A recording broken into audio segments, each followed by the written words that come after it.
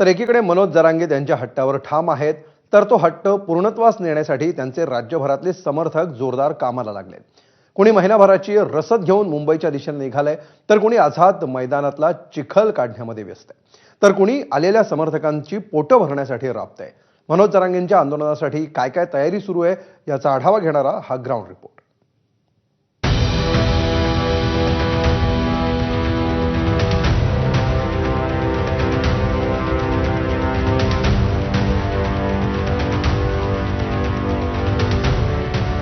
एकीकडे मनोज जरांगेंचा ताफा मजल दर मजल करत मुंबईच्या दिशेनं पुढे सरकतोय, तर दुसरीकडे मनोज जरांगेंच्या समर्थकांनी मुंबईत आंदोलनाच्या तयारीसाठी जोरदार कंबर कसली आहे।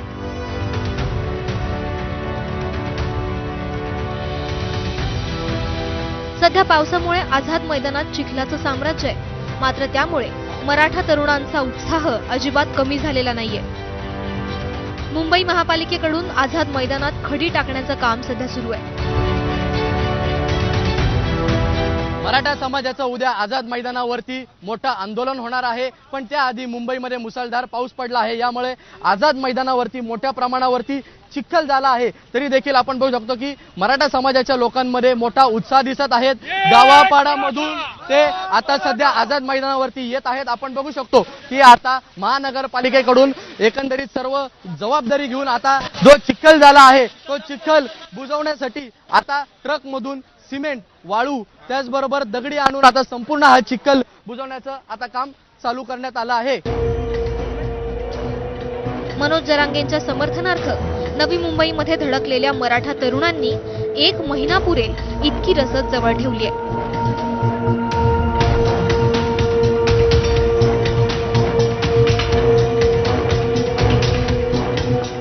आंदोलकांनी स्वतःबरोबर काही जेवणाचं साहित्य आणलेलं होतं, तर इथे जेवण देखील केलं जातं आहे आणि अशा प्रकारे या सगळ्या आंदोलकांना कुठे ना कुठे एपीएमसी मार्केटच्या प्रशासनाकडून देखील मदत केली जाते आहे।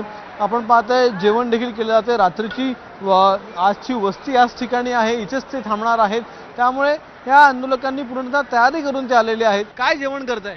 आता सध्या आम्ही राईस करीत आहोत। राईस निलंगा राईस बनवत आहोत आम्ही सध्या आता। अच्छा, कुठून आलेले आहात तुम्ही? आम्ही लातूर जिल्हा, तालुका जिल्हा लातूर। जरांगे पाटील निघालेले आहेत, यावेळी किती राहायची सोय केलेली आहे, किती दिवस राहणार काय सांग? आम्ही 1 महिन्याचा किराणा घेऊन आलेला आहोत इथं। आरक्षण जोपर्यंत भेटत नाही तोपर्यंत आम्ही इथून जाणार नाहीत। जोपर्यंत आरक्षणाचा निर्णय होत नाही, जोपर्यंत आम्हाला मनोजदादा पाटील आदेश देत नाहीत पुढचा, तोपर्यंत आम्ही मुंबई सोडणार नाहीत। मग महिना लागो 2 महिने लागो, आम्ही आमचं फुल राशनच्या तयारीनं फुल।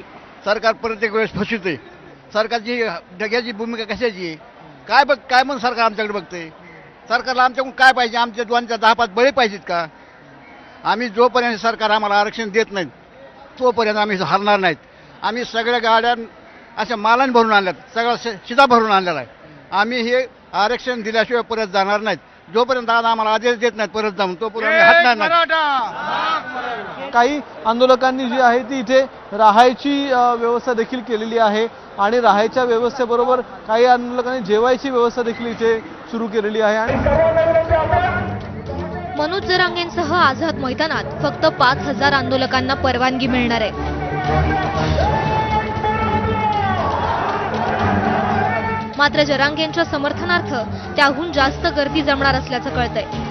त्या गर्दीची सोय कशी आणि कुठे करण्यात येणार आहे पाहूया। वेळेच्या संदर्भामधलं आणि सॅटर्डे संडेचं हॉलिडेचं जे होतं त्या संदर्भामध्ये देखील आम्ही तिथे रिक्विजिशन टाकल्या की जो वेळ आणि ज्यावेळी ती ऑर्डर आलेली आहे आम्हाला त्याच्यावरती अपीलची आम्हाला वेळ नव्हता आणि कोर्ट तर बंद आहे आणि पुन्हा ती जी कॉपी होती पिटिशनची ती आम्हाला सव नव्हती करण्यात आली, त्यामुळे काहीच करू शकत नव्हतो। आता जी परिस्थिती तोपर्यंत मनोजदादा निघालेले आहेत, त्यामुळे आताच्या परिस्थितीमध्ये जेवढं काही करता येईल तेवढं आम्ही करू। आंदोलन जरी मुंबईत होणार असलं तरी वेगवेगळ्या जिल्ह्यातून जमेल तशी मदत जरांगेंसाठी पाठवली जाते। परभणीतून 2 महिने पुरेल इतका किराणा आणि स्वयंपाकाचं साहित्य घेऊन मराठा कार्यकर्ते मुंबईकडे रवाना झालेत। हिंगोलीतून महिनाभर पुरेल इतकं रेशन घेऊन मराठा तरुण मुंबईच्या दिशेने निघालेत।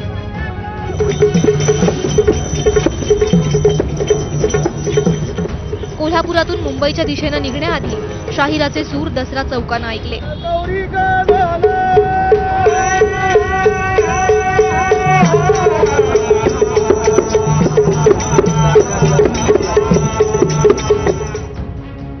मुंबईच्या दिशेनं निघण्यापूर्वी नाशिकमध्ये मराठा समाजाची छोटेखानी बैठक पार पडली.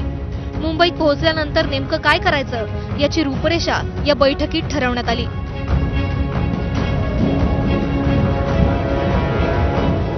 मुंबई गणेशोत्सवात मग्न आहे.